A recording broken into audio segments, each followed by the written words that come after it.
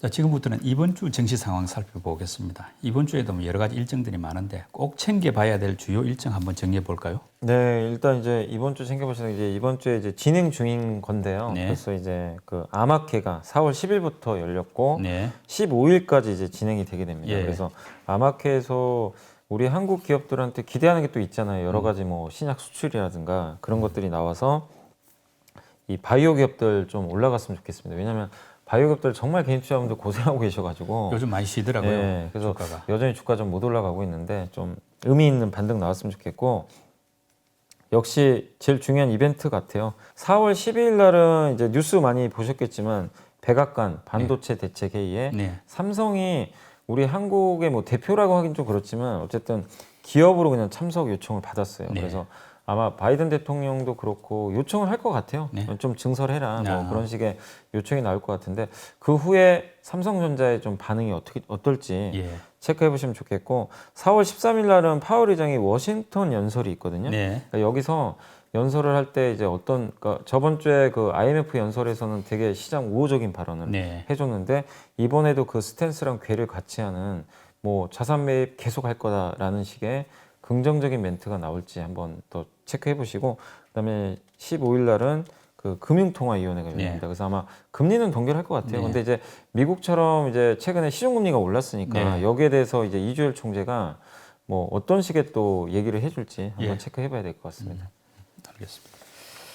그리고 보면 이제 외국인들이 좀 4월부터 기환하면서 시장이 많이 좋아지고 있고 뭐 지수 전망도 이제 좀 앞으로 높아지고 있는데 뭐 전고점이 지금 3,208이지 않습니까? 네네네. 일부에서는 뭐 3,300까지 이제 간다 이런 뭐 긍정적인 낙관론이 네. 있는데 우리 부장님 보실 때 어떤가요? 지금 지수 전망은? 저는 뭐 충분히 저도 가능하다고 보고 있고요. 네. 3,300 뭐 그 이번 주 그러니까 지난주 들어와서 보고서 중에 좀 흥미로웠던 게 한 증권사에서 목표 타겟을 3,600까지로 올렸더라고요. 1,600이요. 예, 되게 좀 낙관적으로 보는 예. 좀 시각으로 또 바뀌기도 했는데 네. 600도 근데 3,600 정도 가도 PER이 15배 정도예요. 그러니까 아주 비싼 건 아니에요, 사실. 뭐 그렇네요. 글로벌 평균하고 비교해 봤을 때. 예. 그래서 불가능한 수치는 아닌데 저는 근데 3,300이다 뭐 그런 것보다도 방향성에 항상 초점을 맞추시면 좋을 것 같아요. 지금 네. 시장이 우상향하는 방향인지 우하향하는지. 근데 분명히 누가 봐도 우상향하는 그림은 지금 분명히 맞거든요. 네. 그리고 그 배경에는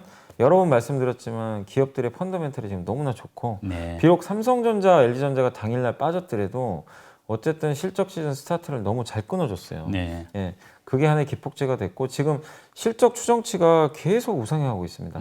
뭐냐면 매주 데이터들이 나오는데 네. 그때마다 1%씩 계속 올라가요.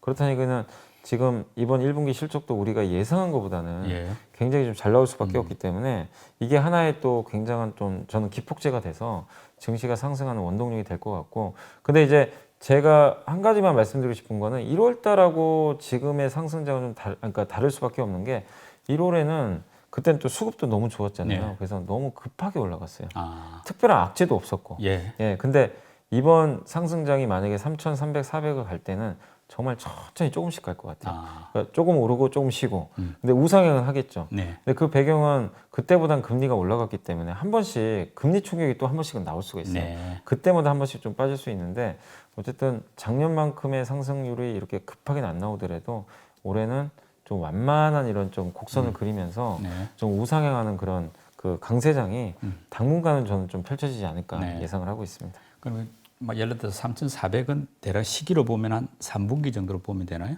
하반기? 3,400, 500은 아마 하반기 정도. 네. 근데 이제 이번 달 4월이나 5월 정도에는 네. 한번 최고가는 한번 돌파는 다시 한번 하지 않을까 네. 이렇게 예상을 하고 있습니다. 예, 알겠습니다. 방금 말씀 들어보는 중에 생각났는데 이제 연기금들은 주로 어떤 종목을 사고 어떤 종목을 예, 예. 팔았는지 그게 궁금하네요. 그러니까 연기금도 이렇게 파는 와중에도 사긴 사요. 예. 모든 걸 다 파는 건 아니고. 근데 그 중에 이제 주로 샀던 섹터는 역시 그 약간 성장주보다는 좀 경기 민감주를 좀 많이 샀더라고요. 아, 예, 연기금이? 전통적인. 예. 그래서 건설주, 아, 그 다음에 시멘트, 이제 건자재죠. 예. 약간 정부 정책에 있는 수혜주를 좀 네. 담아갖고 네. 역시 그 철강업종 네, 철강. 대표적인. 아, 그 다음에 뭐 건설기계 같은 거 있지, 기계업종 네. 이쪽도 샀고 되게 좀 특이한 게 또 증권업종도 아, 매수를 많이 했는데 예. 주로 대표 기업이 한국금융지주 있잖아요. 예, 예. 카카오뱅크 지분 갖고 네, 있는 네. 그 회사를 좀 유독 좀 많이 샀던 걸로 아. 요번에 한 일주 정도 제가 데이터를 보니까 예. 그렇게 나와 있고, 반면에 우리 이제 시장을 이끌었던 그 주도주들 있죠. 예. 그쪽은 오히려 많이 팔았어요. 어. 대표적인 게 전기전자. 음. 삼성전자 주주분들 아마 연기금한테 화내실지도 몰라요. 아, 정말 많이 팝니다. 그러니까 비중을 줄이려니까 예. 큰 주식을 파는 맞아요. 거네요. 예. 그러니까 어쩔 수 없어요. 1등 기업이니까 예. 비중을 줄이는 제일 좋은 방법은 삼성전자 파는 거죠. 네. 그래서 제일 많이 팔았고, 그다음 화학에서 좀 요즘에 그 2차 전지 섹터가 분위기 좀 안 좋았잖아요. 네. 그래서 대표적으로 LG화학 같은 기업들을 아. 굉장히 좀 공격적으로 네. 연기금에서 털어낸 것 같아요. 아. 어차피 좀 분위기도 안 좋은데 주식 비중도 줄여야 되잖아요. 네. 그러다 보니까 LG화학을 타겟으로 했던 것 같고, 아. 그다음에 해운업종도 좀 많이 팔았더라고요. 해운이 그동안 좋았는데요. 엄청 올랐는데 네. 이제 아무래도 좀 차익 실현 아. 하는 좀 물량들이 나오는 것 같아요. 예. 그래서 그런 섹터들 좀 중심으로 해서는 뭐 저번 주 들어와서 국민연금이 좀 공격적인 좀 매도를 네. 했다. 근데 사실 대부분 업종은 다 매도예요. 네. 매도인데 특이한 건 아무튼 아까 말씀드린 일부 경기 민감 섹터는 좀 예. 담아갔다.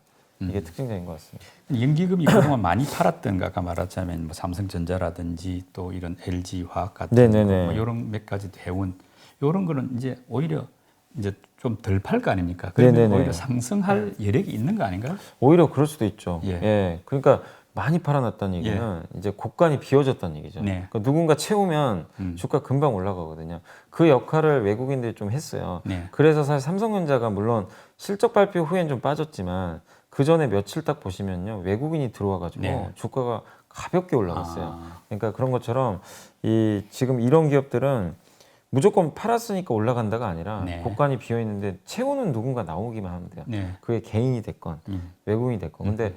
뭐 주로 아시겠지만 대형주들은 외국인들이 많이 이끌어가니까 네. 그래서 외국인들이 만약에 좀 매수가 조금이라도 유입이 되면 굉장히 강력하게 올라갈 수 있는 여지는 남아 있다라고 말씀을 드리겠습니다. 뭐 이런 맥락에서 이번 주에 좋아질 것으로 예상하는 섹터는 어느 쪽입니까? 일단 저는 이번 주에도 그러니까 계속 제가 주간마다 좀 부진한 섹터를 찾아보거든요. 네. 그럼 그 다음 주에 그래도 이 수익률이 나쁘지가 않더라고요. 예. 그래서 지난주에 좀 그 수익률 데이터가 좀 부진했던 섹터 중에 대표적인 게 자동차. 자동차 아시겠죠? 왜 안 좋은지는 다들 알고 계실 예, 거예요. 예. 하도 뭐 반도체 얘기하니까. 그래서 그 부분 때문에 좀 되게 분위기들이 좀 안 좋았는데, 이 자동차가 근데 아까도 뭐 서두에도 말씀드렸지만 되게 지금 판매 데이터도 너무 좋고, 네. 뭐 차량용 반도체도 그렇게 너무 부정적으로 볼 필요는 없는 거거든요. 예. 그 전체 원가에 차지하는 비중이 반도체가 1%밖에 안 된다고 합니다. 이게 개당 1,000원짜리예요. 예. 그게 한 400개 정도 들어가긴 하는데, 물론 없으면 자동차가 안 굴러가니까 못 만들죠. 그게 문제지만, 뭐 지금 지난주에 나왔던 기사 보니까 뭐 현대모비스나 여기서 차량용 반도체를 대체할 수 있는 뭔가를 좀 개발하고 있다, 네. 이런 얘기가 나오던데 충분히 뭔가 메꿀 수 있는 부분들이 있는 것 같아요. 그래서 너무 거기에 대해서 부정적으로 볼 필요 없고, 무엇보다 이 자동차 섹터는 지금 미국이 너무 좋아요. 데이터가, 예. 이 판매 데이터가 국내를 이겨버렸어요. 이런 경우 거의 없거든요. 네. 그래서 이 자동차 업종 펀더멘탈 여전히 좋은데 그 반도체 이슈 때문에 워낙 많이 빠졌기 때문에 이쪽이 이번 주에도 좀 굉장히 좋은 흐름 나올 것 같고, 그다음 이번 주에 좀 주목하셔야 될 게, 저는 지난주에 아마 그 코로나 확진자가 지금 갑자기 늘어났잖아요. 그랬죠. 그래서 뭐 사회적 거리두기 단계 뭐 강화라든가 이런 얘기들이 많이 나왔는데, 결국 이런 것들을 종합해 보면 그 코로나 피해주들한테는 악재가 나온 거잖아요. 네. 뭐 유통이나 의류, 예. 화장품, 면세점, 편의점 이런 기업들이 오히려 주가는 당연히 가다가 부러져 버렸거든요. 예. 근데 우리는 이제 누구나 인지를 하고 있잖아요. 어차피 백신 접종은 가셔야 되고 하반기에는 당연히 코로나는 진정될 가능성이 굉장히 높기 때문에, 그걸 본다면 지난주에 안 좋았던 섹터 중에서는 저는 어쨌든 코로나 피해주들, 네. 수혜주를 살 게 아니라 아. 피해주들이 빠졌기 때문에 예. 좀 더 장기 관점에서 접근해야 될 것 같습니다. 그래서 대표적으로 뭐 화장품이나 면세점, 편의점 네. 이런 업종들도 한번 보시면 좋을 것 같아요. 예. 그리고 요즘은 이제 뭐 워낙 직접 투자를 많이들 하시니까 상대적으로 간접 투자 이게 조금 뭐 관심들 줄고 네네. 실제로 돈도 환매도 많이 됐지 않습니까? 네. 근데 요즘 같이 이제 약간 우상향이지만 빨리 안 가고 어떻게 보면 횡보에 가까울 정도의 느리게 가는 장인데, 이런 장에서는 오히려 간접 투자도 뭐 나쁘지 않을 것 같은데 어떻게 보십니까? 사실 이제 지수가 막 상승하는 장에서는 지수형 상품이나 네. 아니면 뭐 그냥 업종 대표주 중심으로 하시면 좋긴 한데, 아니 주도주 자기가 직접 발굴해가지고 네. 하면 좋은데, 이런 좀 박스권 장세에서는 그냥 왔다 갔다 하거든요. 네. 내가 가지고 있는 기업들도 왔다 갔다 하는데 그러다 보니까 좀 개인 투자 직접 매매하기가 되게 좀 힘들어요. 네. 예. 근데 그런 것들을 이제 그 커버할 수 있는 가장 좋은 거는 맡기는 거죠. 네. 간접 상품. 특히 요즘에 펀드 매니저분들도 되게 잘하세요. 수익률 높은 펀드도 네. 많은데 그분들이 되게 안타까워하는 게 수익률 좋아도요 자금이 나가버려요. 네. 자꾸 안 맡기려고 하니까. 예. 근데 펀드도 좋은 펀드가 정말 많이 있어요. 그래서 근데 펀드도 기업처럼 너무 종류가 많아요, 사실. 아. 본인이 선택하면 돼요. 예. 나는 뭐 수출형 기업에 괜찮은 것 같다. 그럼 그런 것들을 포트를 구성한 펀드에 가입하시면 되는 거고 내수형 위주도 네. 있을 거고 정말 다양한 그 펀드들이 있는데 본인한테 맞는 그 펀드를 잘만 선택하시면 이 변동성 장세, 그러니까 박스권 장세에서 당연히 직접 매매하는 것보다 오히려 더 좋은 수익률 효과를 거둘 수 있다고 생각하고 그리고 포트폴리오를 되게 분산시키잖아요. 펀드 그렇죠. 자체가. 예, 예. 그렇기 때문에 변동성에 노출이 크지가 않아요. 그리고 펀드를 예전에 뭐 2007년도에 많이들 하셨겠지만 적립식 펀드 네. 그거 정말 좋은 거거든요. 예. 매달 내 월급을 따박따박 그 아직도 기억나는 게 물론 이건 펀드는 아니지만 예전에 어느 그 택시 기사 분이셨나요? 그분이 뉴스에 나와가지고 삼성전자로 대박이 났다고 한번 예. 그거 아마 기억하실 거예요. 예. 그분이 한 게 다른 게 아니라 그냥 수십 년간 삼성전자만 월급 받아서 매달 샀다고 하더라고요. 예. 적립식이죠. 예. 예. 근데 적립식의 그게 네. 정말 좋은 어떤 본보기잖아요, 사실은. 변동성을 줄이면서. 근데 펀드가 적립식 투자하기 너무 좋거든요. 네. 매달 조그만 자금이라도. 그러니까요. 그래서 그렇게 장기 관점에서 나보다 좀 능력 있는 펀드 매니저가 내 돈을 대신 매달 굴려주는 거거든요. 네. 이보다 좋은 상품은 없어요, 사실은. 그렇기 때문에 이 적립식 펀드도 한번 고민해 보실 필요는 저는 있다고 예. 생각합니다. 근데 과거에 이제 펀드 투자했다가 이제 많이 손해 봤다는 네, 그런 맞아요. 나쁜 기억 때문에 네. 이제 그런 게 한데 사실은 뭐 주식 전문성이 높지 않은 사람들에게는 간접 투자가 좋은 대안일 것 같습니다. 그럼요. 왜냐하면 이제 그 사실 저희 그 회사의 그 윤지호 센터장님도 그 말씀을 많이 하셨거든요. 그 개인 투자분들한테 이렇게 말씀해 주실 때 저도 좀 그 내용이 너무 좋았던 게 그 직접 투자가 어려우신 분들이 있어요. 네. 그러니까 어려운데 하려고 하세요. 내가 기업도 모르는데. 네. 근데 그런 분들은 차라리 내가 공부를 할 때까지는 좀 어느 정도 능력이 생길 때까지는 차라리 전문가한테 맡기는 것도 방법이거든요. 그리고 말씀하신 대로 너무 막 사고가 많이 나니까. 네. 근데 이제 더욱 철저히 할 거예요, 분명히. 예, 펀드 쪽에서도 그렇기 네. 때문에 좀 괜찮은 펀드들은 믿고 한번 맡겨보셔도 좋을 것 같습니다. 예, 예. 뭐 간접 투자는 아닙니다만은 비슷한 게 이제 ETF 있지 않습니까? 네네. 상장 지수 펀드. 요 투자도 많이 늘었고 네. 또 워런 버핏도 뭐 ETF 투자를 네네, 권했다는 맞습니다. 이런 기사를 최근에 본 적이 있는데 ETF 투자하고 또 개별 종목 투자하고 이렇게 장단점을 비교를 하면 어떨까요? 그러니까 일단은 그거죠. 이제 비유가 좀 맞을지 모르겠는데 내가 이제 초밥집에 딱 갔어요. 예. 초밥집 가면 그러니까 연어 초밥만 드신 분이 분명히 계실 거고 난 이것만 먹을 거야. 예. 그런 분도 계실 거고 뭐 대부분 근데 모둠 초밥 시키잖아요. 그렇죠. 그래서 선택하기 싫으니까. 예, 예. ETF가 딱 그거죠. 그러니까 나는 예를 들면 연어가 삼성전자예요. 네. 나는 삼성전자 하나만 할 거야. 그러면 그 개별 기업 하시면 되고 나는 왠지 현대차가 좋아 보여. 예. 현대차 뭐 참치 초밥이라고 예. 하면 이거만 먹는 거죠. 근데 그거는 이제 개별 기업 투자인데 예. 난 이런 게 그러니까 근데 문제점이 하나 있잖아요. 뭐냐면 하나만 내가 투자를 했을 땐 그 기업이 만약에 뭔가 문제가 생겼을 때 네. 거기에 그냥 내 자산의 리스크가 다 100% 노출이 돼 버려요. 그랬죠. 감당이 안 돼요. 네, 네. 예, 변동성이 커질 때. 근데 모둠 초밥의 장점은 골고루 먹을 수가 있잖아요. 네. 그게 뭐냐면 변동성을 줄여줘요. 아. 예, 그죠? 그러니까 ETF의 장점이 뭐죠? 자동차 ETF에 수많은 자동차 회사가 들어가 있고 LIT라고 있거든요. 네. LIT가 이제 미국의 대표적인 2차 전지 ETF입니다. 거기에 뭐가 들어가 있냐면 CATL도 들어가 있고 네. 우리 한국에 LG화학도 들어가 있고 테슬라도 들어가 있어요. 네. 그럼 뭐죠? LG화학이나 SK이노베이션 주가가 많이 빠졌잖아요. 그러면은 만약에 내가 SK이노베이션만 갖고 있었어요. 2차 전지가 좋은 걸 알고 이 기업을 샀는데 네. 주가 폭락해가지고 고스란히 노출이 돼요. 근데 ETF는 뭐죠? 다양한 기업들이 있어서 만약에 그 한 기업이 급락을 해도 큰 영향이 없어요. 예, 예. 사실상 고르게 이게 변동성을 완화해 주니까. 그래서 ETF는 저는 정말 개인 투자분들한테 저는 정말 적극적으로 권유를 드리고 싶은 게 그 정말 업종이나 아니면은 뭐 산업을 내가 잘 아는데 기업에 대해서 내가 좀 개별 기업에 대해서는 좀 공부가 안 돼가지고 네. 어렵다 예. 하시는 분들은 앞으로 자율주행차가 될 것 같아, 반도체가 될 것 같아, 그냥 그 ETF를 사버리면 돼요. 그러니까 업종별 ETF 예, 말씀이죠. 예. 그럼 그 업종이 좋아지는 이상은 나는 무조건 수익을 내요. 예. 근데 개별 기업은 이게 아무리 반도체가 좋아도 그 개별 기업 중에 내가 하필 운이 나쁘면 안 좋아지는 개별 기업을 살 수도 있어요. 진짜 예. 진짜 모르고 살 수도 있는 예. 거거든요. 조린이 분들 그런 경우 많이 해보셨을 거예요. 예, 저도 상담 받았거든요. 아니 반도체 장비주 이렇게 좋은데 왜 제가 가진 장비주는 안 가요? 근데 ETF를 사는 순간 그런 건 없어요. 예. 반도체 ETF 사면 되니까. 그래서 개별 종목 투자와 ETF 투자 물론 다 장단점은 있지만 저는 이제 개별 종목 투자의 뭐 장점이나 이런 것들도 많이 아실 거예요. 예. 왜냐하면 그 기업 하나를 샀을 때 그 기업의 퍼포먼스가 유독 좋으면 네. 일등주를 샀을 때 수익률이 엄청나잖아요. 네. 그런 장점은 있어요.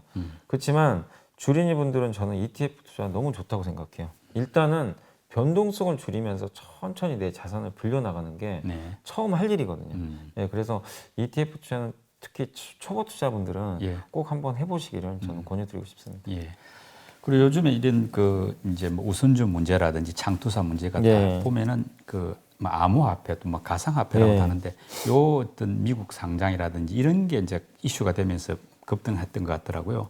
결국 이런 암호화폐가 주류 자산 시장으로 지금 포함되고 있는 단계다. 주류 자산 시장으로 일단 인정할 수 있는 이런 단계로 온 건지 예. 이 부분이 좀 궁금한데 뭐 연 부장님 여기 완전 전문가는 아니지만 네. 그래도 많이 아시니까 한번 여쭤보고 싶습니다. 근데 이게 완전은 아닌 것 같고요. 아직은 왜냐하면 아직도 뭐 주요 이제 미국이나 이런 데서 보면 이제 그 뭐 중앙은행도 아직까지는 이거 네. 100% 인정하는 분위기는 아직은 아니거든요. 네. 여러 가지로 뭐 또 특히 옐런 재무장관도 아예 선을 그어버렸잖아요. 그렇기 때문에 이런 암호화폐가 주류 시장으로 지금 포함된 건 아닌데 포함되고 있다고는 봐야 될 것 같아요. 그러니까 방향은 분명히 가고 있어요. 네. 점점. 왜냐하면 일단 지금 디지털 화폐라 그래가지고 그 중앙은행들이 뭐 CBDC인가요? 네. 이게 이제 그런 이제 뭐 중국도 이제 그런 것들을 발행한다고 하고 이제 위안화를 어떻게 보면 디지털로 발행을 하는 거죠. 네. 이게 어떻게 보면 약간의 어떻게 보면 그 디지털 화폐가 가상화폐일 수도 있거든요. 약간 형태는 좀 다를 수도 있지만 네. 그런 것들에 대해서 중앙은행이 예전보다는 좀 우호적인 시각으로 바뀌었어요. 네. 예전엔 무조건 안 된다 그랬거든요. 근데 그런 게 하나 있고 또 거기다가 메타버스가 있잖아요. 네. 메타버스 안에서 하는 건 다 대부분 암호화폐. 암호화폐로 거래되죠. 예, 네. 대부분 거래가 되니까. 근데 그 시장이 별 볼 일 없으면 그러다 말겠죠. 네. 근데 너무 커지고 있어요. 네. 근데 이제는 미술품을 예. 한 조각씩 사더라고요. 아, 분할 매수. 네, 분할 매수. 약간 예. 그런 것도 그 가상화폐일 수도 있는 거거든요. 예. 그런 것들을 거래할 때도. 네. 네. 그러니까 이런 것들이 점점 트렌드화하면서 바뀌어가는데 그런 것들이 바뀌는데 아 가상화폐는 무조건 아니야. 그거는 위험해. 네. 이렇게는 볼 수 없는 것 같아요. 왜냐하면 사람들이 이제 쓰기 시작하거든요. 그렇죠. 점점. 예, 예. 그래서 주류는 아직 아닙니다, 당연히. 근데 주류로 포함되기 위해서 뭔가 변화가 일어나고 있고 그리고 거기에 불을 지폈던 회사가 누구냐면 페이팔하고 테슬라예요. 네. 페이팔이 비트코인을 이제 아예 그걸 쓸 수 있게 해버렸잖아요. 그리고 테슬라도 뭐라 그랬죠? 일론 예. 머스크가 예. 우리 차 사기 위해서 비트코인 써도 됩니다. 써도 된다. 예. 예. 이래 버리니까 이제 난리가 난 거죠. 예. 그러니까 한마디로 주류 경제에 포함되기 위한 뭔가 움직임들이 네. 예전에는 1의 속도로 갔다면 이제 5, 6의 속도로 아. 점점 빨라지고 있다. 예. 그래서 몇 년 후에는 진짜 완전히 주류 시장으로 저는 갈 수 있다고 보고 있기 때문에 여기에 대해서 그냥 뭐 암호화폐 싫어하시는 분도 되게 많으시잖아요. 네. 저거 뭐 투기다.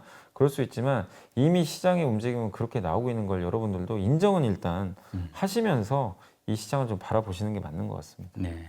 근데 문제는 그 시장이 약간 말한 대로 투기성이 강하고 네. 뭐 미국 코인베이스 상장한다고 하니까 맞아요. 갑자기 예, 100조 예. 이렇게 가는 게 과연 맞는 건지 예. 뛰어들기가 좀 부담스럽겠더라고요. 예, 그러니까 그거는 말씀을 잘해주신 게 그거를 우리가 이제 투자를 할 때는 분명히 이 시장이 커지잖아요. 네. 디지털백. 그러니까 거기서 뭔가 수혜를 받고 뭐 산업이 어떻게 변할지 그런 것들을 통해서 특히 디지털 화폐가 이제 커지면서 수혜를 받을 기업들이 뭐가 있나. 네. 뭐 전자결제 회사가 될 수도 있고 그런 것들을 공부해서 찾아보셔서 접목을 하시는 건 좋은데 단지 비트코인 가격이 이제 올라가니까 거기 관련된 지분 갖고 있으니까 내가 한번 벌어보자. 네. 이런 것들은 되게 좀 어떻게 보면 투기적일 수밖에 없는 거거든요. 그러니까 그런 변동성에 의해서 어쨌든 수익이 나는 상품이잖아요. 어떻게 네. 보면 내가 그런 쪽에 베팅한다는 건. 근데 그런 거보다도 좀 합리적으로 이쪽 시장이 커졌을 때 도대체 뭐가 좋아질까? 네. 그걸 고민해 보시는 게 저는 바람직하다고 생각하고 그리고 아까 말씀드린 대로 이걸 안 좋게 생각하시는 분도 계시지만 이거는 안 좋게 여러분이 안 좋게 생각하는 거랑 별개로 이미 시장이 형성이 되고 있어요. 네. 그래서 암호화폐라든가 이 메타버스가 예. 어쨌든 간에 지금 이 계속해서 시장이 성장을 하고 있잖아요. 네, 그러니까 그런 거에 대해서 여러분들이 받아들이셔야 될 것 같아요. 내가 네. 안 받아들였던 분들이라 하더라도 음흠. 이쪽은 분명히 지금 커나가고 있는 건 사실이니까 네. 계속해서 좀 공부를 해나가시면 좀 좋을 것 같습니다. 그리고 이제 마지막으로 주식 초보자들을 위한 네. 팁 제공 순서인데 그 이른바 시클리컬 이 네네. 경기 민감주하고 경기 방어주 이게 지금 차이가 뭔지하고 네. 또 역시 이 두 투자의 어떤 뭐 장단점이랄까 어떤 특징 같은 거 요거 한번 설명 부탁드립니다. 그러니까 이게 정확히 완전 대척점이에요, 사실은 둘이. 네. 그러니까 시크릿컬은 경기 민감주고 네. 경기가 좋을 때 돈을 버는 기업이고 반대로 생각하면 경기가 둔화되면 이제 꺾이는 거죠. 빠지고. 예. 그래서 작년 코로나 터지고 나서 완전히 주가가 안 좋았잖아요. 네. 경기 민감주들이. 근데 요즘에 시크릿컬 민감주가 요즘엔 너무 좋죠. 예. 예, 미국 경기가 살아나고 그러니까요. 전세가 살아난다고 건설 하니까. 철강 예. 같은 거. 그래서 예. 시크릿컬이 뭐냐면 그냥 한마디 사이클이죠. 우리 네. 사이클 타는 것처럼 이렇게 음. 그림은 왔다 갔다 하는 네. 거예요. 진폭이 있는. 그래서 근데 주의하실 거는 그러니까 시크릿컬은 이제 그런 개념이고 그다음에 이제 경기 방어주는 뭐냐면 말 그대로 방어. 네. 경기를 방어하니까 경기에 거의 영향을 안 받는. 안 받는다. 예. 가장 대표적인 게 뭐죠? 한국전력. 아, 예. 한전 같은 회사는 그냥 우리가 경기 안 좋다고 우리 갑자기 전기 안 쓸 거예요. 그렇죠. 예, 늘 무조건 쓰니까. 써야 돼요. 예. 그 다음에 대표적인 것 중에 하나가 통신사. 통신. 예. 우리는 경기가 안 좋아도 매달 요금을 내야 됩니다. 예. 예, 스마트폰 써야 되고. 휴대폰 안 쓸 수 예, 없죠. 경기 안 좋아도 무조건 예. 써야 돼요. 이건 고정이잖아요. 고정적으로 해야 되는 거고.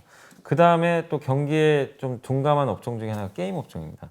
아, 경기 안 좋다고 나 게임 안 하는 거 아니거든요. 네. 이 재밌는 현상이 경기가 안 좋고 사람들이 우울해지면요 게임을 더 한대요. 아, 그런가요? 예, 차라리 이거라도 하자. 그래가지고 또 가볍게 스트레스 풀 수 있고. 예. 그래서 약간 이제 게임 업종도 경기 방어주에 좀 속하게 되고. 아. 그리고 또 대표적인 게 음식료. 당- 먹고 살아야 먹고 되잖아요. 살아야 예. 되니까.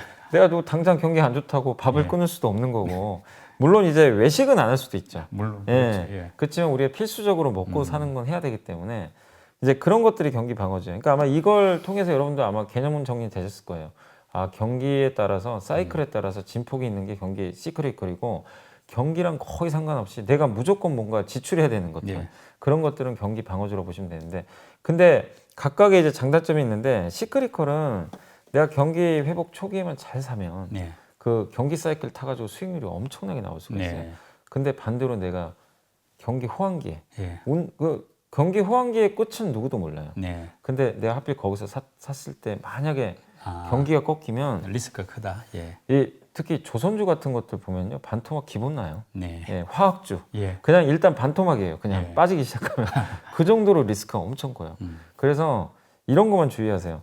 주변에서 경기 민감주 막 다 좋다, 예. 막 역대급 호황이다 기사 나오잖아요. 음. 그때는 팔 준비 하셔야 됩니다. 아, 너무 좋은 거예요. 예. 더 좋아지기 힘들어요. 왜냐하면 그렇게 좋으면요 업체들이 증설을 해요. 네. 야, 아, 나 돈 더 벌어야 되겠다. 예, 예. 근데 반대로 역대 최악의 기사들이 막 쏟아질 때가 있어요. 네.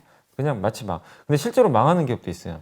그럼 망하면 좋은 게 살아나는 기업들이 구조조정이 돼가지고 네. 다 먹어요. 예. 나머지를. 그렇기 때문에 오히려 좀 안 좋을 때 사는 게 저는 맞는 음. 것 같고 경기 방어주는 어쨌든 무난하잖아요. 네. 그래서 배당을 많이 줘요. 아, 장점이 예. 돈을 일단 잘 벌어요. 잘 벌죠. 돈은 일단 돈을 많이 버니까 SK텔레콤이나 뭐 KT 돈 잘 벌잖아요.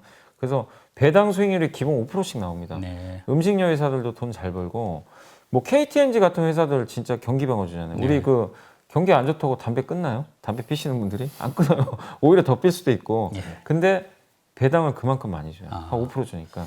그래서 배당 매력은 있는데 한 가지 치명적인 단점이 성장이 없어요. 늘 그대로다. 예, 예. 늘 그대로니까 예. 재미가 없어요. 예. 그래서 투자하신 분들은 이제 경기 방어제 안 하신 분들도 되게 많아요. 아, 나는 배당 받을 목적으로 투자하신 분들 제가 봤는데 방어주를 뭐 이거 사가지고 내가 수익 내겠다 예. 하시는 분들은 많지가 않아요. 왜냐하면 뭐 통신주도 그렇고 이런 음식료 회사도 보면 주가가 안 가요. 네. 지난 한 몇 년간 옆으로만 갑니다. 예, 그런 것들이 많이 반복. 한국전력도 보시면 주가가 거의 그냥 움직임이 없잖아요. 그래서 이런 경기 방어주의 치명적인 단점은 그건데 한 가지 포인트가 뭐냐면 경기 방어주인데 갑자기 거기에 성장주의 옷을 입는 기업들이 하나씩 있어요. 아, 대표적인 게 SK텔레콤과 KT. 예, 예. 요새 SK텔레콤이 우리 통신사 아닙니다 하고 요새 계속 외쳐요. 예. 왜 그러냐면 그 굴레를 벗어나고 싶어가지고 그래서 막 M&A도 하는 거고 네. 뭐 주변에 보니까 SK텔레콤이 11번가도 갖고 있고 미디어 자회사도 있고 되게 많더라고요. 네. 그런 것들을 옛날에도 갖고 있었어요. 예전에는 홍보를 안 하다가 요새는 엄청 홍보를 해요. 아, 우리 회사 이런 회사예요. 예. 예, 그 KT가 갑자기 드라마 투자한다고 네. 하고 이게 다 한번 색깔을 바꿔보려고 하는 그런 노력들이거든요. 네. 그래서 이런 움직임들은 저는 너무 바람직한 것 같고 또 CJ 제재당이라든가 우리나라 음식료도 대표적인 방어주인데 네. 되게 노력을 하는 게 뭐냐면 이제 해외로 막 진출을 해요. 국내에서만 이게 먹거리만 만들다 보니까 한계가 있잖아요. 아, 그래서 해외 쪽에 그 CJ 제일제당의 비비고 만두가 그렇게 대박 1년에 1조를 팔았다고 그러더라고요. 예. 그러니까 해외 진출을 통해서 성장의 네, 모습을 성장. 잇는다. 예. 예. 그래서 보실 거는 경기 방어주가 오늘도 똑같고 내일도 똑같고 그제도 똑같았으면 사실 별 볼 일은 없어요. 근데 뭔가 성장의 그 옷이 입혀지는 게 보인다. 네. 그게 나중에 어떻게 될지 모르더라도 그럼 그때는 한번 투자 그게 하나의 또 포인트가 될 수도 있는 거거든요. 네. 그래서 한번 그런 것들은 면밀히 체크하시면서 대응하시면 좋을 것 같습니다. 네. 경기 민감주와 경기 방어주의 투자 차이와 장단점에 대한 우리 염성한 부장님의 설명이 투자에 많은 도움이 될 것 같습니다. 이번 주에도 많은 성과를 거두시길 바라면서 연벌리의 비밀로또 오늘 순서 마칩니다. 다음 시간에 뵙겠습니다. 염 부장님 수고하셨습니다. 네, 감사합니다.